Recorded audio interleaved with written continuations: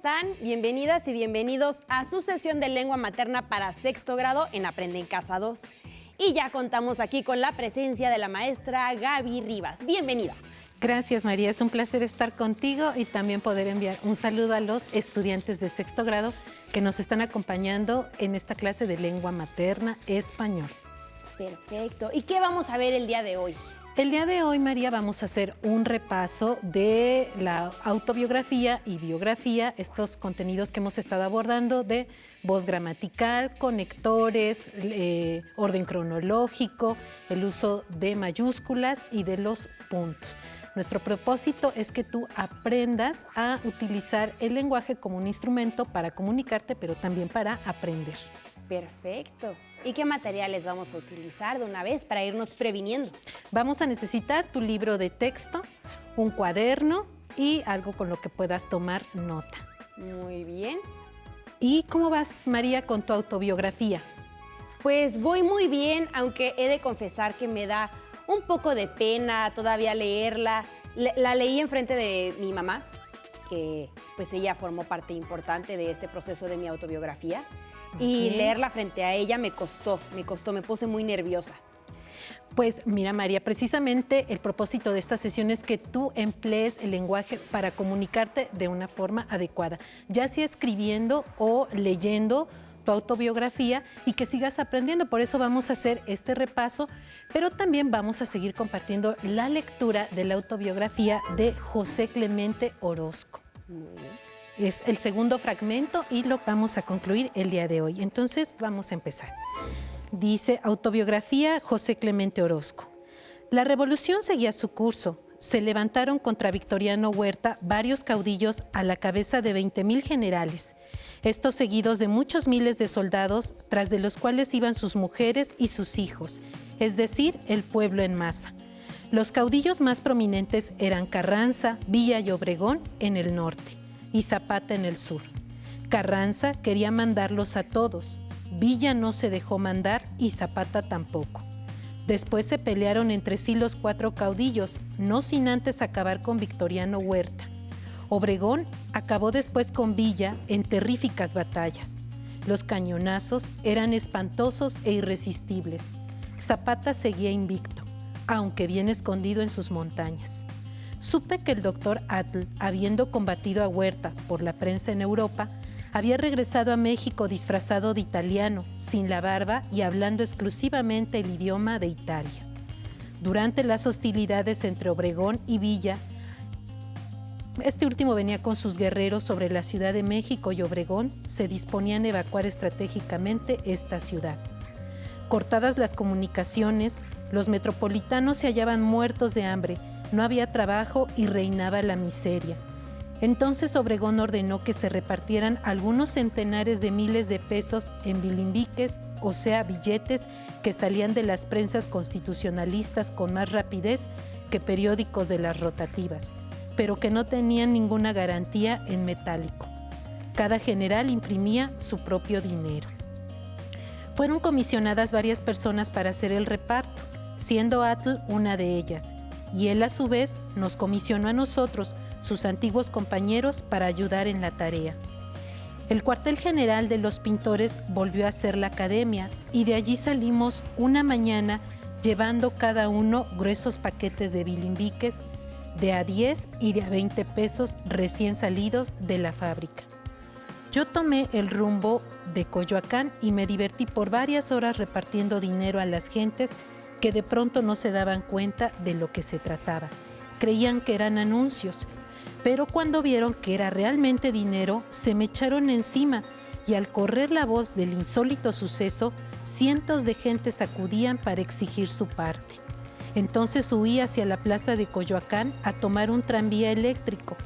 La gente también huía, pero era porque los zapatistas se acercaban por el sur rumbo a México. Alcancé a abordar un tren que en esos momentos salía. El motorista abrió toda la llave de control y en pocos minutos recorrimos la distancia hasta la metrópoli, entrando en el Zócalo a gran velocidad. El doctor Atl estaba entonces en plena actividad revolucionaria dentro de la esfera de influencia del general Obregón, debiendo abandonar la Ciudad de México en pocos días. Hacía preparativos para la retirada hacia el estado de Veracruz. Los obreros de la Casa del Obrero Mundial estaban indecisos y divididos con respecto al bando al cual se afiliarían, si al villista o al carrancista. Para decidirlo, se habían reunido y después de una larga y tormentosa discusión, se presentó el doctor Atl y su elocuente discurso llevó a los obreros definitivamente del lado carrancista. Se organizaron varios convoyes de ferrocarril y en ellos se fue a la Casa del Obrero Mundial en masa hacia Orizaba. En un tren de carga fue enviada a la misma ciudad la mayor parte de las máquinas, implementos y enseres del Imparcial, y en otro tren nos fuimos el doctor Atl, algunos pintores, nuestros amigos y sus familiares. Al llegar a Orizaba, lo primero que se hizo fue asaltar y saquear los templos de la población. El de los Dolores fue vaciado e instalamos en la nave 2 prensas planas, varios linotipos y los aparatos del taller de grabado. Se trataba de editar un periódico revolucionario que se llamó La Vanguardia, y en la casa cural del templo fue instalada la redacción. El templo de El Carmen fue asaltado también y entregado a los obreros de la Mundial para que vivieran allí. Los santos, los confesionarios y los altares fueron hechos leña por las mujeres para cocinar, y los ornamentos de los altares y de los sacerdotes nos los llevamos nosotros. Todos salimos decorados con rosarios, medallas y escapularios. Clemente Orozco José, autobiografía, México, Ediciones Era, 1999, página de la 40 a la 42. ¿Qué te parece este texto, María, esta última parte? A mí me encantó y yo los invito a que ustedes investiguen quién fue el doctor Atl, cómo son sus obras, y si tienen ustedes oportunidad, investiguen en internet cuáles son las obras de doctor Atl y cuáles son las obras de José Clemente Orozco, y van a ver ahí algunas cosas que se parecen, cuáles fueron sus influencias, y además también qué forma tan interesante de conocer a otro pintor y un proceso histórico importantísimo para nuestro país. Así es, María, y precisamente pues en este documento, en este texto, nos damos cuenta cómo nos retrata un momento muy, muy importante en la historia de nuestro país, como el que estamos viviendo ahorita. Entonces, si tú también en tu autobiografía quieres redactar cómo se está viviendo a nivel mundial, en tu país, en tu comunidad, este momento, lo puedes hacer y seguramente te va a quedar un documento muy completo que pues no imaginas, y después va a ser una fuente documental, una fuente de consulta para conocer cómo se vivió la pandemia en este año 2020. Exactamente. Y vamos pues a comenzar con nuestro repaso, María. Muy bien. Te voy a pedir que en casa tengas listo tu libro en la página 28. Bien, y aquí comenzamos nosotros nuestra sesión de la autobiografía, y te voy a mostrar los temas que estuvimos abordando, y fue persona gramatical de la autobiografía, tiempos verbales, oraciones compuestas y conectores gramaticales. En cada una de esas sesiones estuvimos abordando la voz gramatical, que en la autobiografía, ¿cuál es, María? La primera persona. Muy bien. Hablamos de las oraciones compuestas, que nosotros ocupamos las oraciones simples para conjuntarlas y de esta manera dar cuerpo a un párrafo y así pues relatar una parte de nuestra autobiografía.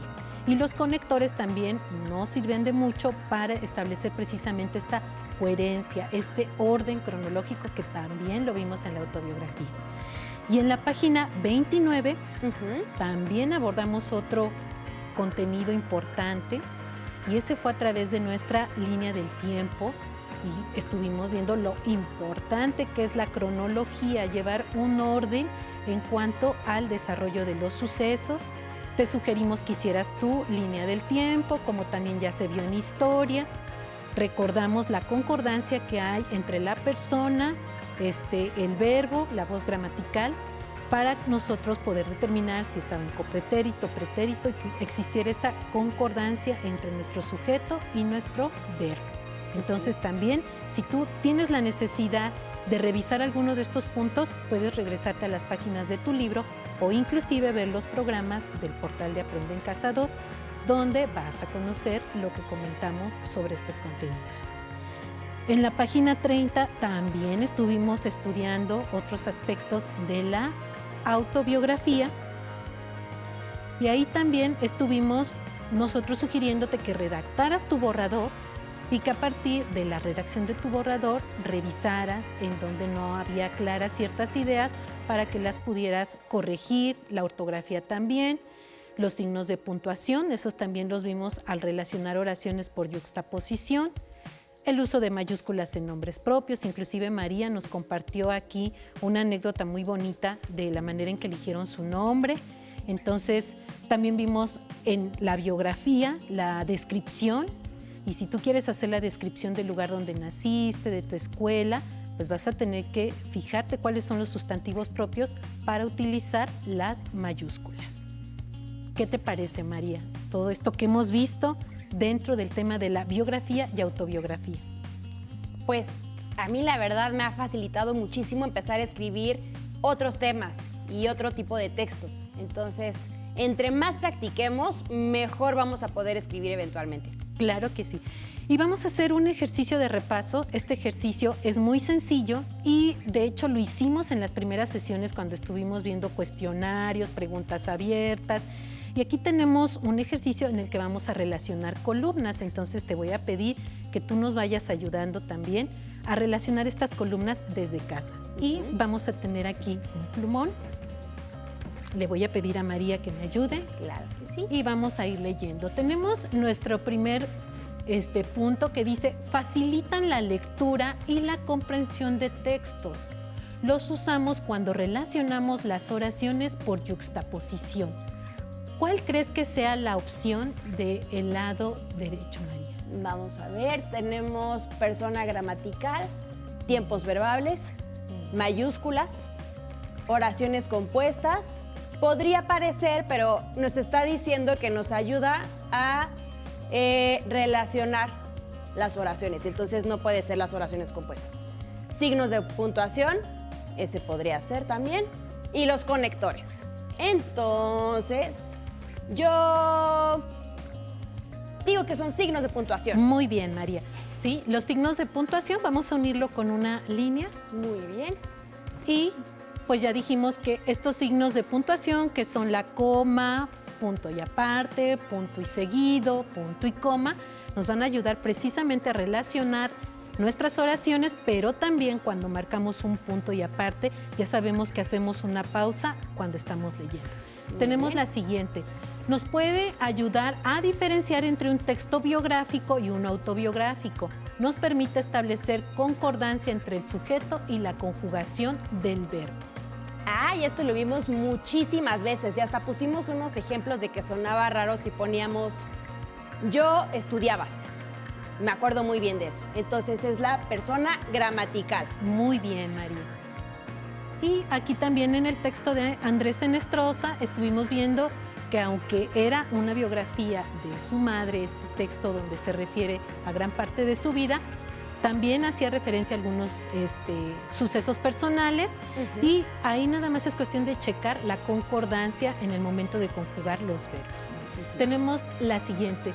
Su adecuada conjugación y uso nos permite narrar hechos en forma cronológica. Ese también está fácil. También estuvimos ahí haciendo unos ejemplos. Son los tiempos verbales. Muy bien. Y aquí nosotros vimos que los que ocupamos con más frecuencia cuando nos referimos a acontecimientos del pasado es el pretérito y copretérito. Y te hicimos también la sugerencia de que estuvieras haciendo en casa algunos ejercicios que te sirvieran de práctica para la conjugación de estos tiempos verbales. Tenemos la siguiente. Las usamos al iniciar la escritura de una oración y después de un punto. Todos los nombres propios siempre inician con mayúscula. Y ahí mismo está implícita nuestra respuesta. María. Ahí nos la puso. Son las mayúsculas. ¡Ay, qué fea línea! Bueno, para que tenga movimiento este pizarrón. Ahí está. Mayúsculas. Entonces aquí cuando tú revisas tu autobiografía o biografía, si es que la sigues trabajando, pues revisa que los sustantivos propios estén escritos con mayúscula al inicio y si marcaste un punto y seguido un punto y aparte, también tienes que iniciar con mayúscula. tenemos el siguiente punto. Podemos redactar párrafos a partir de la relación de oraciones simples, haciendo uso adecuado de los signos de puntuación y de los conectores. Ay, pues esta ya está muy fácil, ya solamente nos quedan dos. Nos quedan oraciones compuestas y conectores. Y pues si está hablando de conectores, pues no podrá ser esta. Entonces son las oraciones compuestas. Y también eso lo explicamos en una de nuestras sesiones. También viene en tu libro. Y aquí es la manera en que le vamos a dar cuerpo a nuestros párrafos. Y tenemos finalmente, son palabras que nos sirven para relacionar oraciones o palabras. Permiten darle coherencia a las ideas que forman parte de nuestros textos. Pues ya el único que nos queda, los conectores. Muy bien, María. ¿Me saqué 10? Sí, María, claro que sí. Has estado muy atenta y creo que te ha servido mucho redactar la biografía de tu abuelita y tu autobiografía. Esto, sí. La verdad que la práctica es lo que les va a ayudar a reafirmar estos contenidos. Y ahorita ya hicimos un ejercicio aquí muy sencillo, pues es otra forma más de organizar tu información. También ya lo vimos en nuestra primera práctica social, con el uso de esquemas, de organizadores de información. Tú puedes elegir cuál de ellos te gusta más y también puedes hacerlo con distintos colores. Es ya nada más cuestión de que tú extraigas esas ideas principales y las acomodes. Bien, pues ahora pasaríamos a las preguntas de los niños, María. Perfecto. La primera pregunta que nos mandaron ¿es lo mismo un conector que un nexo? No. Son muy similares y si tú empiezas a buscar información, inclusive a veces te los manejan como sinónimos, pero aquí nos podemos dar cuenta que son diferentes. Entonces, de conectores, dice, se denomina conector a una palabra que une partes de un mensaje y establece una relación lógica entre oraciones. Permite la adecuada unión de los enunciados de un texto. Los conectores pueden ser palabras, oraciones o conjuntos de oraciones. Por lo tanto, unen desde lo más breve hasta lo más extenso. Los utilizamos cuando hablamos y cuando escribimos. Posibilitan la coherencia en la argumentación porque ayudan a organizar las ideas en un orden lógico. Algunas conjunciones tradicionales pueden usarse como conectores lógicos. Veíamos el uso de la letra de la Y. Y los conectores lógicos son un medio fundamental para lograr que un texto no sea una mera acumulación de oraciones. Entonces, tenemos del otro lado la definición de nexos y ahí vemos que aunque son similares, tienen sus diferencias. Dice, se denominan nexos a las palabras o morfemas que sirven para unir oraciones o palabras. Los nexos se dividen en dos tipos, que pueden ser nexos coordinantes y nexos subordinantes. En cuanto a nexos coordinantes, tenemos ahí que son todos aquellos nexos que tienen la función de unir palabras, ya sean sintagmas u oraciones independientes. Tenemos abajo los nexos coordinantes que se dividen en 5 tipos. Y si tú quieres revisar los programas anteriores, te vas a dar cuenta cómo los usamos en algunos ejercicios y la utilidad que van a tener en el momento en el que estemos redactando.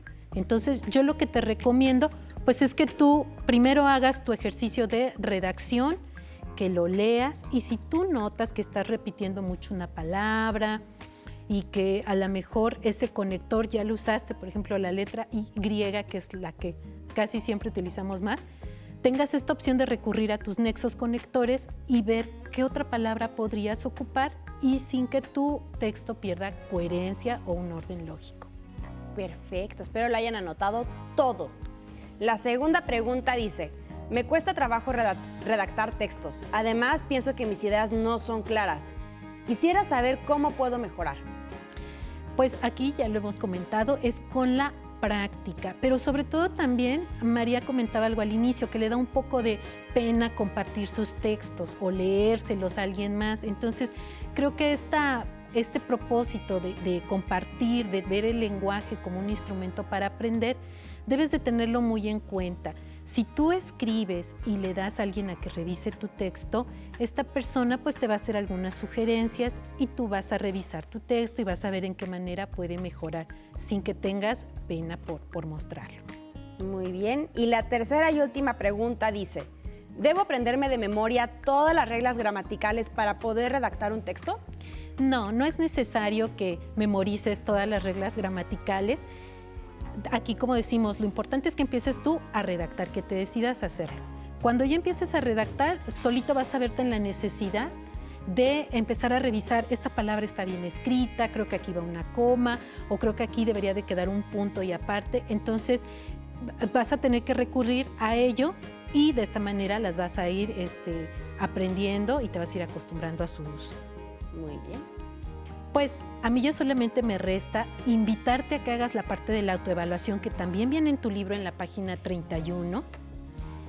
Y esta autoevaluación, más que contestar y poner ahí palomitas de todo logrado, todo lo aprendí, es invitarte a hacer esta valoración en qué partes necesitas reafirmar, en qué partes puedes mejorar, porque finalmente, más que obtener una calificación de 10, de un 8, un 7, es que tú valores con todo esto que hemos hecho, qué te falta aún por aprender o qué cosas ya están logradas, consolidadas. Entonces, coméntalo con tu maestro y realiza este ejercicio de autoevaluación. Perfecto, pues espero que lo hagan con toda la honestidad y lo más importante, que es lo que le hemos estado recordando a ustedes, alumnos, todo este programa, ejerciten su escritura.